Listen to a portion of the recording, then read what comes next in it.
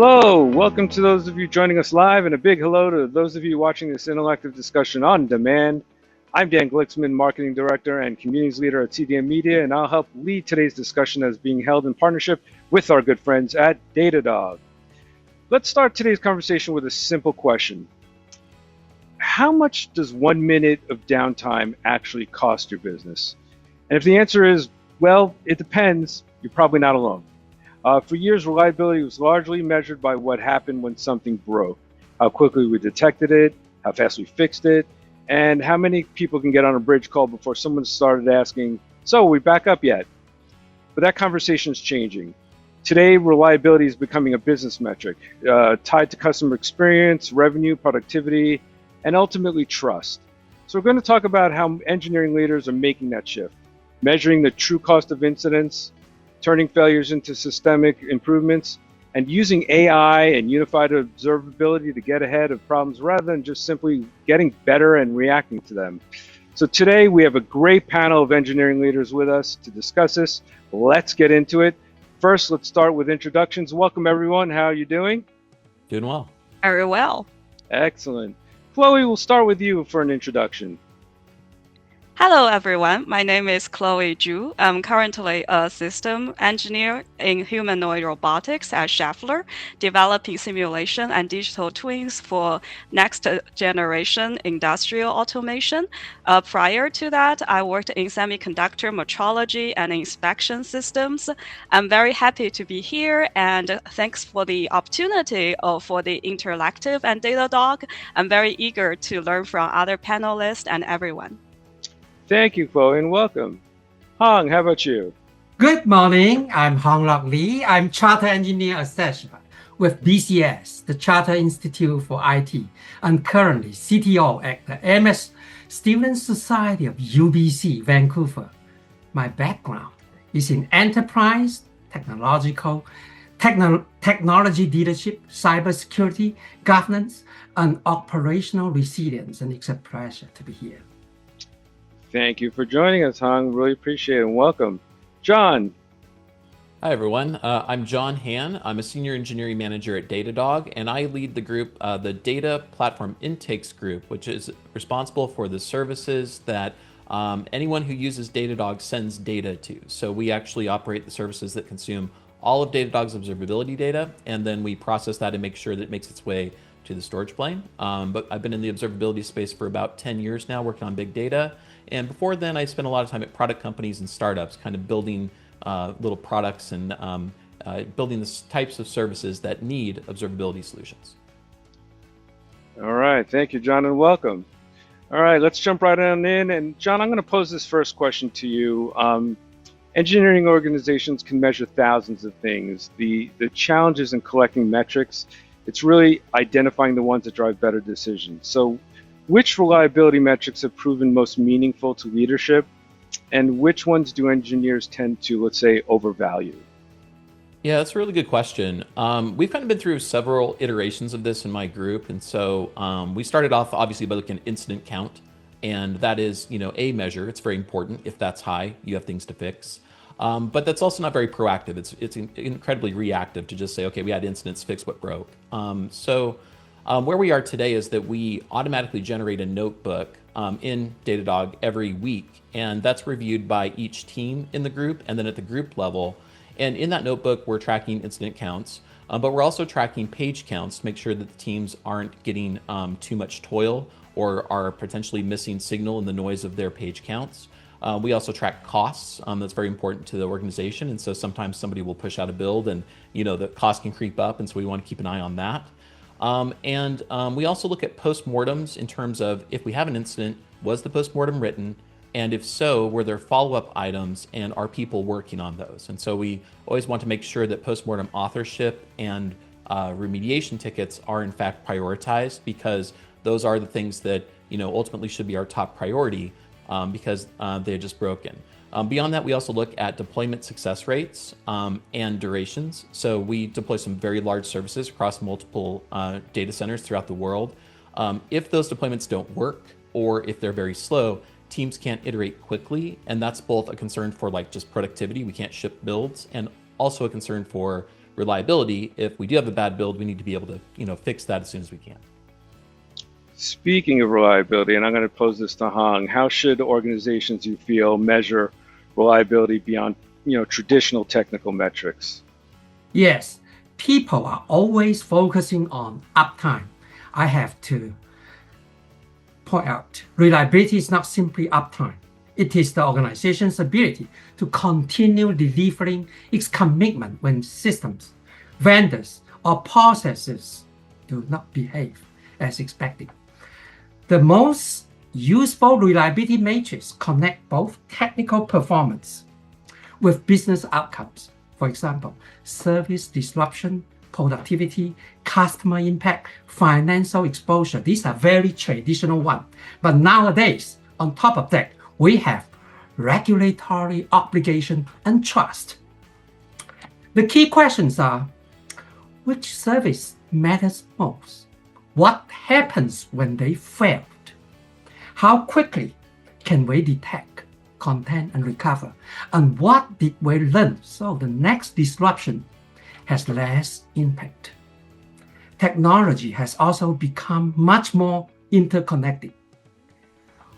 What we once thought of simply as IT security, it's not that simple anymore. Now intersect with cybersecurity, risk management, audit, cyber insurance, AI governance, and operational resilience. So in other words, we have to pay special attention with all the different knowledge combined together, not just simply IT security anymore. All right, thank you. Thank you, Han. Let's switch gears a little bit. Most organizations conduct incident reviews. Far fewer consistently translate those lessons into lasting operational improvements. My question, and Chloe, I'm going to pose this to you. What separates organizations that genuinely learn from incidents from those that simply document them? So from my experience in semiconductor or physical AI, the first step is usually people want to really push and solve for customer escalation. But I feel the first step is root cause analysis. We need to adopt physics or math or at least first principle based methods to really treat it as a proper project rather than just something firefighting or clean up better. We need to design, from my experience, we need to design a physics experiment and analyze maybe the principles. For my example, is like doing edge temp wafer for thermal conductivity in partial differential equations.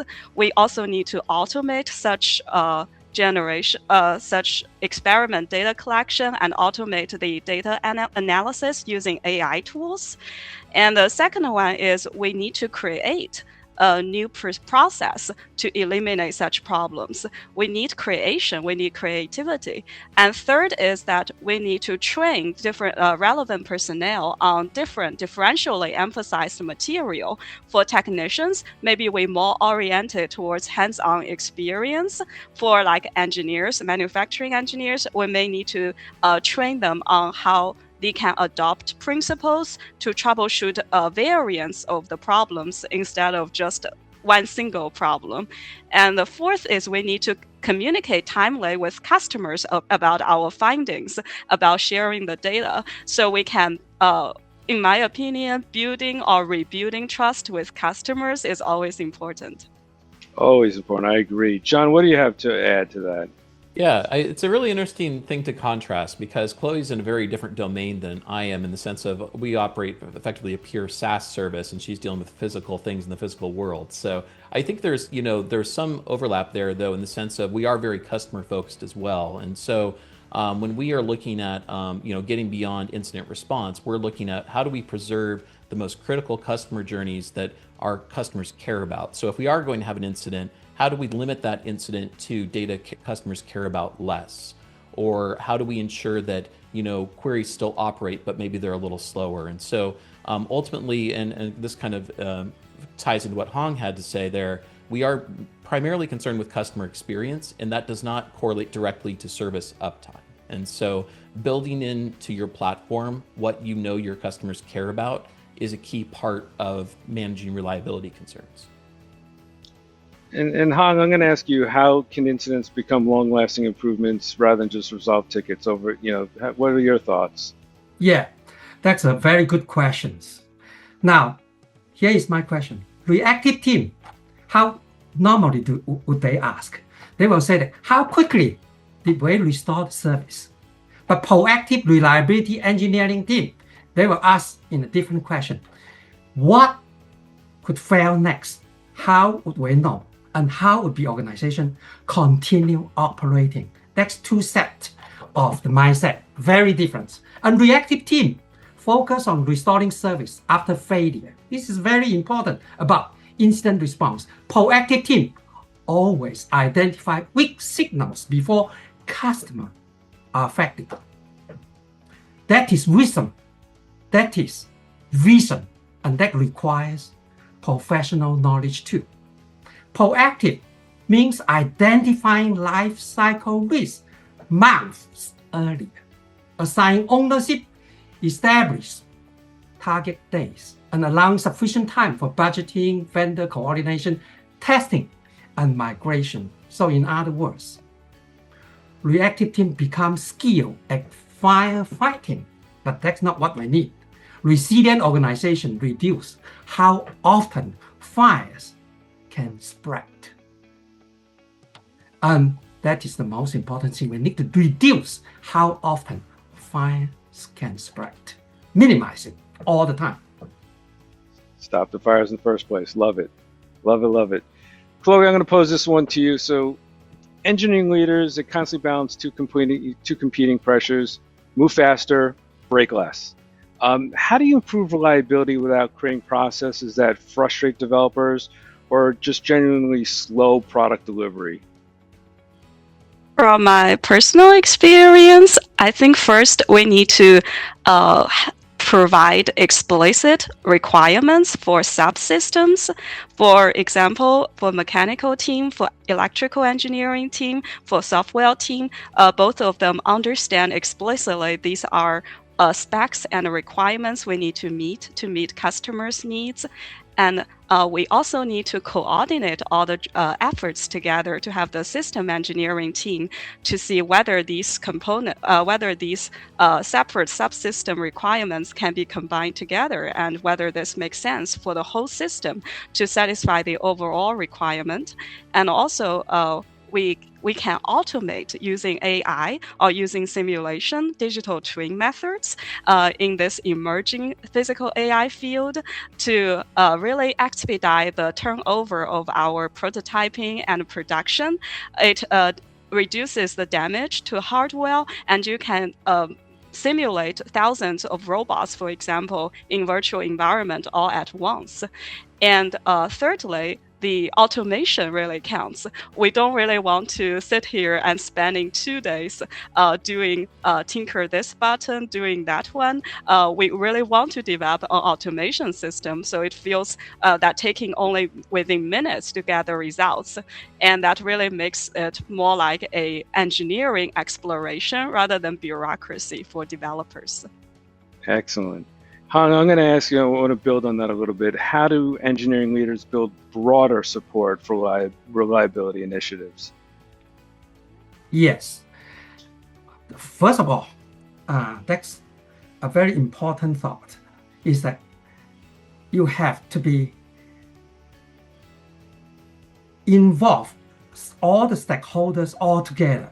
That's the very important thing. Make sure it's a shared responsibility instead of just the IT department itself. That's number one. Number two is that always communicate properly, like finance team, like business team, in our case, even student service, governance, all together. Let them understand, first of all, what kind of infrastructure do we have? Number two, what capability can we support? And number three, the capacity what can we do about it? And with the base of this, now they can submit their proposal. And the most important thing of this is let the proposal sitting in the governance process and make sure that the number one, communication, number two, governance process will work properly. And then after that, IT department will play a very role to execute their requests safely and effectively. And as a result, this is a shared responsibility and commitment to the best interests of the whole organization. Thank you, Hong. Now we're going to jump into AI. You knew it was coming. We're definitely going to tackle this subject. We're going to talk about AI's role in reliability. And John, I'm going to pose this to you first. Where has AI genuinely improved reliability in your org? And where is it still more promising, rather, promising than practical? Yeah, that's a great question. There's a lot of dimensions to that. So I think I'll start with like incident response, since we're talking about reliability, then kind of backfill to the actual development life cycle. So when we're responding to an incident, obviously at Datadog, we use Datadog, and we use in particular Bits SRE, which is our agentic SRE that can go out, and the second that your team is paged, it is out looking for a root cause. It can show you multiple options for what may be at fault. And so you may be just like rolling out of bed and trying to get logged in, and it's already kind of proactively fetching analytics to find anomalies and to build a model of what may be at fault. And so that's a good way to basically accelerate your incident response because you have something that's already kind of working in your favor. What it won't do is it won't act for you because, at the end of the day, we as engineers own our production environments, and we want to make sure that we're in control of what's happening there. Outside of that, incident responders use our Bits AI tool to proactively create dashboards and to create notebooks and other artifacts to figure out what may break next. And so basically saying, okay, we've had this pattern of incidents, and what's likely to fail next? What are the trends in data that we're seeing? Pardon me. And so that's another way that the teams are kind of using AI to improve incident response and get more proactive. And then finally, you get into the development lifecycle itself, where we can use tools like Claude Code, Codex, et cetera, to go into our code bases and better understand where we might have security vulnerabilities, better understand where we have performance issues or those sorts of things, and proactively mitigate those and accelerate delivery of solutions and producing solutions there. I will say the thing that I haven't yet seen, at least in my org, has been the sort of 100x improvement in developer productivity. I think a lot of that depends on what space you work in. If you're doing like product prototypes, if you're doing more experimental development, I think that you can actually get to that level of productivity with agentic development.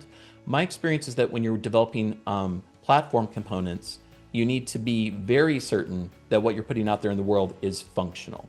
And that's something that if you're just going to, if you have a build that's pushing out 100,000 lines of new code, that's very difficult to get right.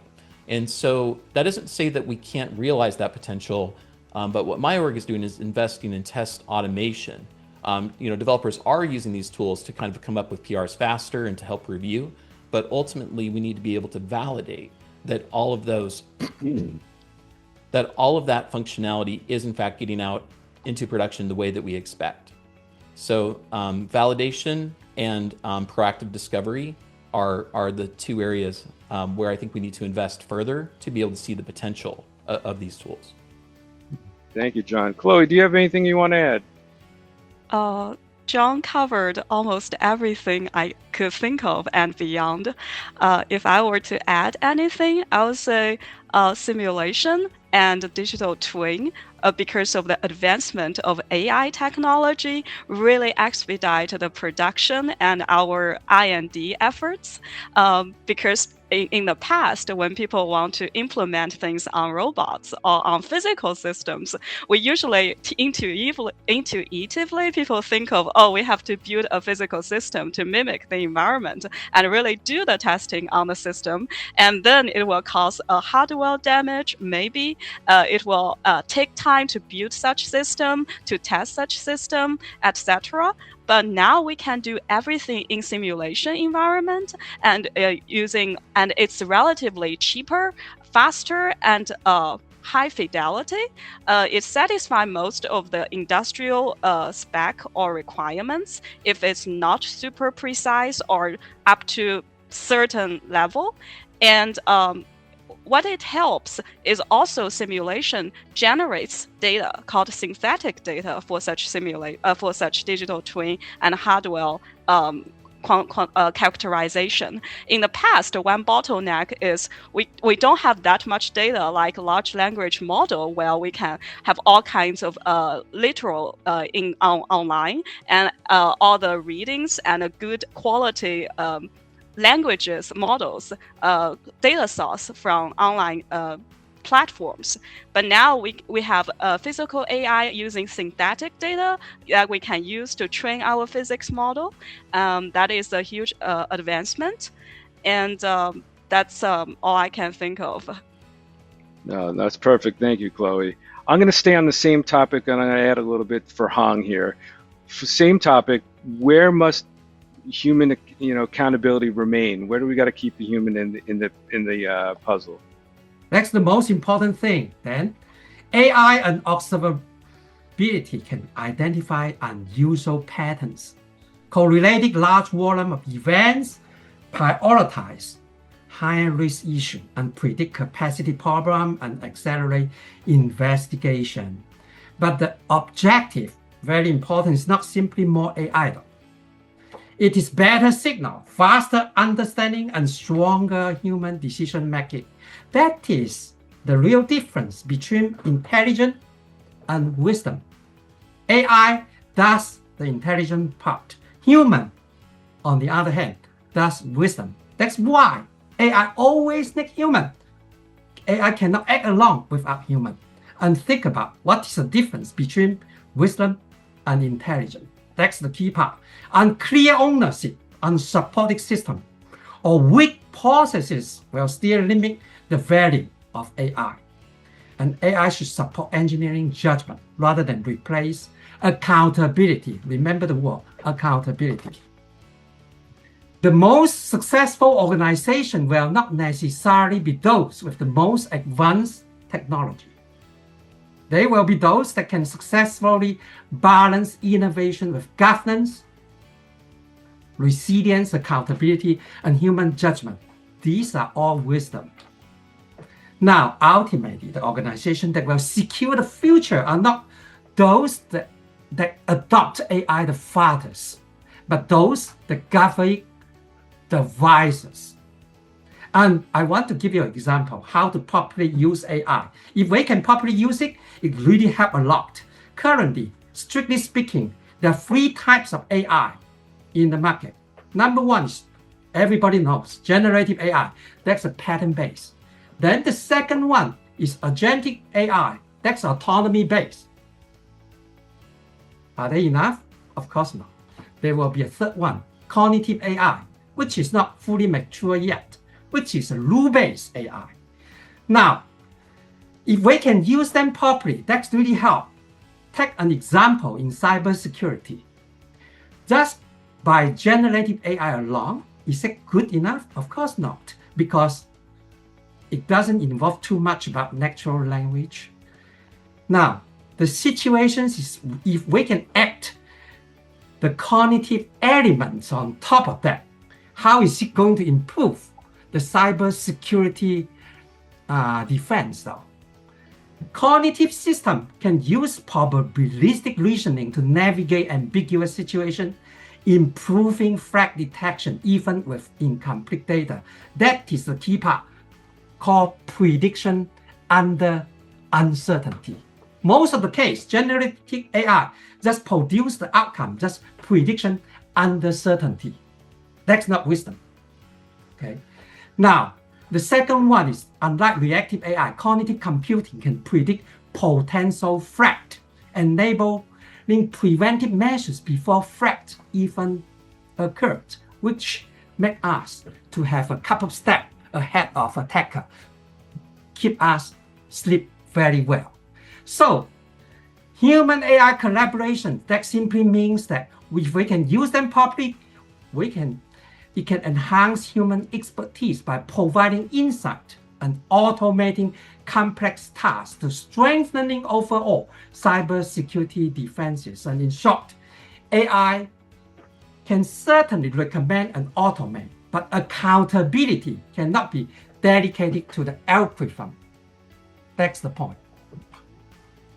Hong, love it. Love your point on supporting and not just replacing. So love where you went with that. Let's continue on reliability. It's not something that SRE teams can own in isolation anymore. It increasingly spans platform engineering, development, product, and executive leadership. I'm going to pose this question to Chloe first. How have you created shared accountability for reliability instead of making SRE the team that cleans up, everyone else's problems? Accountability needs to be measurable. So for each subsystem, we need to clearly define, and each people working on subsystem needs to understand and have a quantifiable way. And the whole system engineering team needs to take everything into account and trying to see if each system satisfying such requirement makes sense for the overall system requirement. All right. John, what's your take? Yeah, I mean, it's at Datadog, it really is like a you build it, you run it company.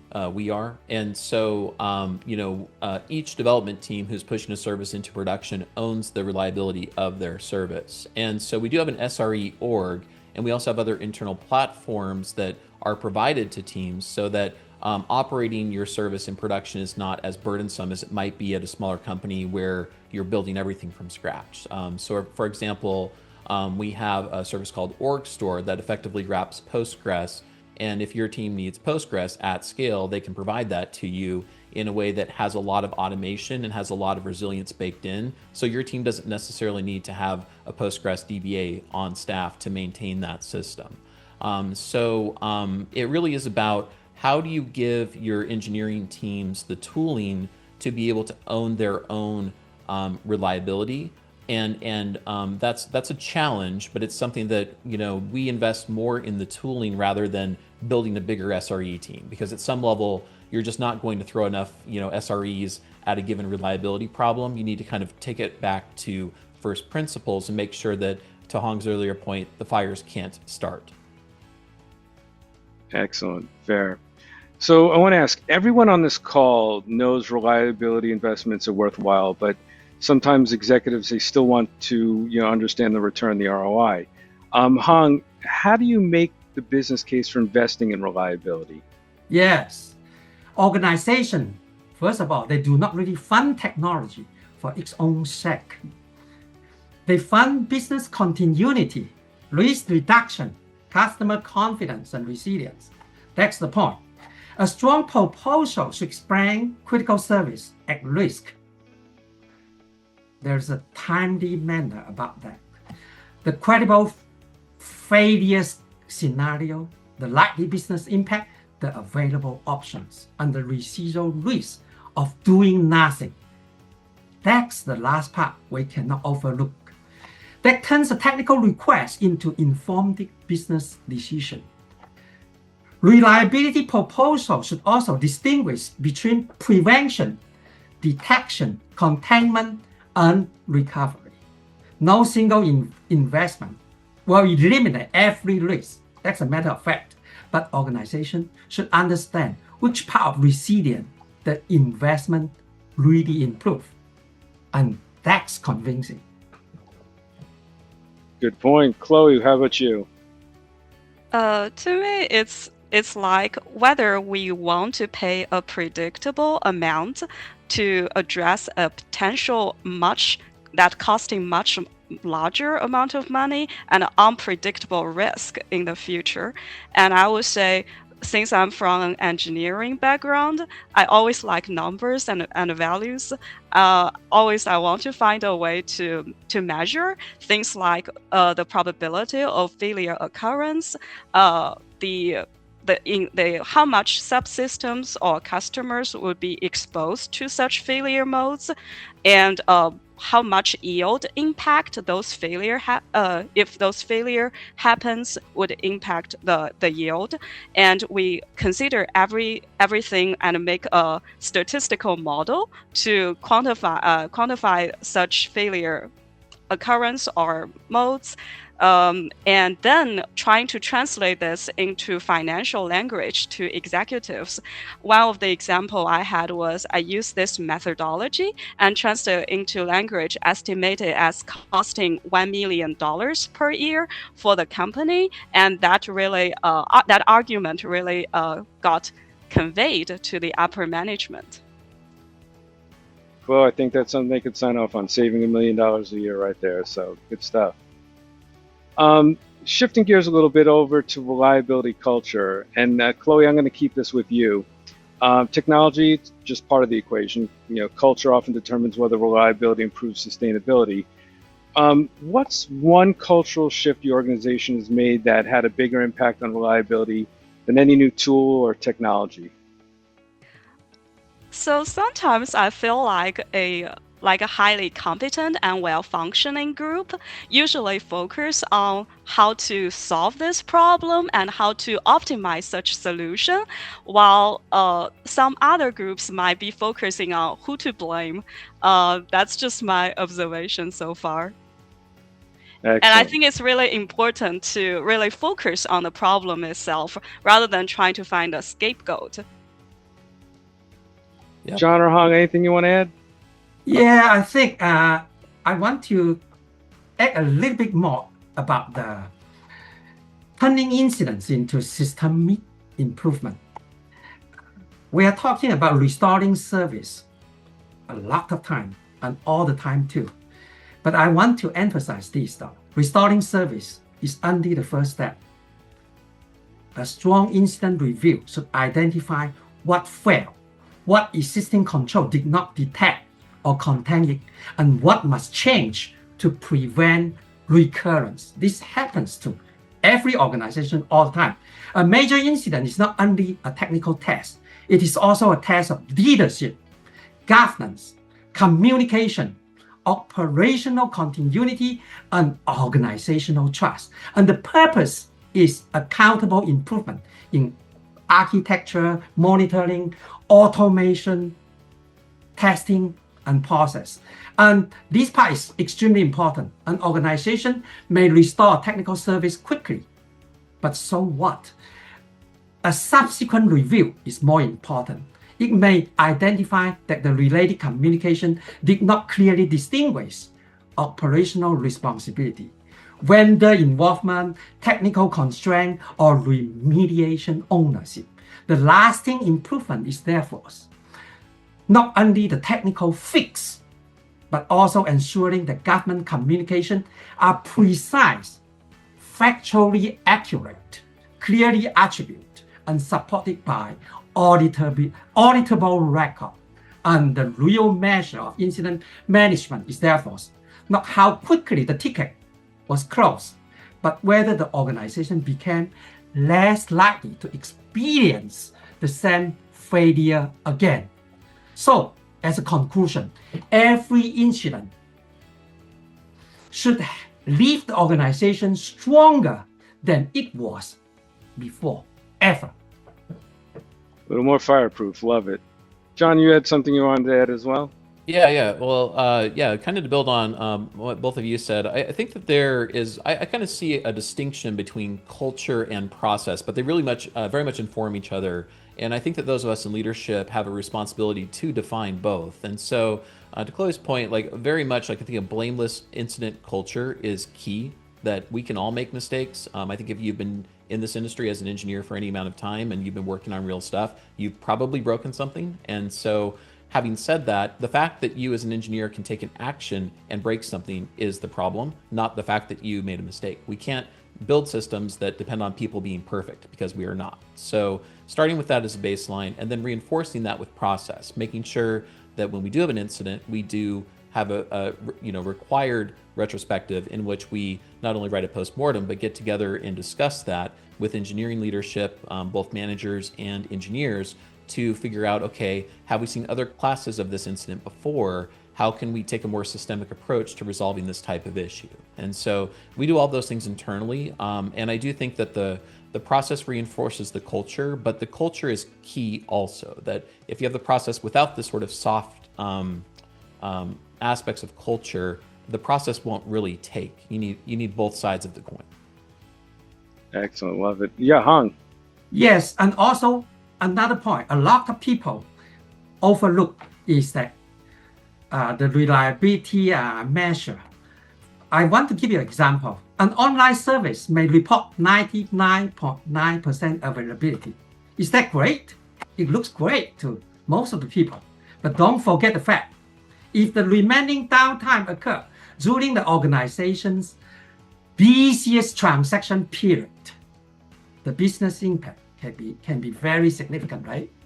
So that's why reliability should be measured not only by uptime alone, but also by when disruption occurred, which critical services are affected and how quickly they recover, and the resulting business impact. In other words, reliability is measured not only by how systems perform, but by how well the business continue to perform.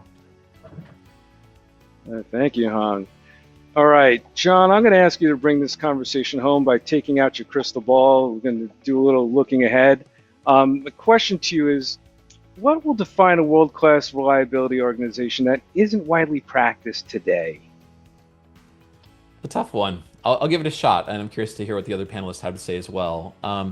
My point of view, and the kind of what my organization is kind of marching toward, is moving away from measuring uptime as nines on a service and transforming that into critical customer journeys up and down the stack. And so as the data platform that I work on has expanded in complexity, the uptime of a given service doesn't necessarily reflect customer experience directly.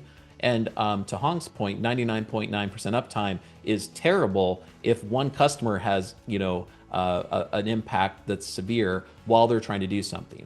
For our customers, Datadog is their dashboard. We are infrastructure. And if you're trying to do something, you cannot see if you're not getting alerted, if you can't see your data, you're basically stuck in the mud. And so we avoid that at all costs. So one of the things that we're doing actively and have done is implement graceful degradation in the metrics intake pipeline. And we also have this in our event pipeline as well, so that if we do have a capacity shortage for whatever reason, we can journal those data points that are we see as less important based off of customer activity. If nobody's querying it, if it's not in a dashboard, then we know that if we have to pick, that's probably not the top of the pile of metrics that our customers care about.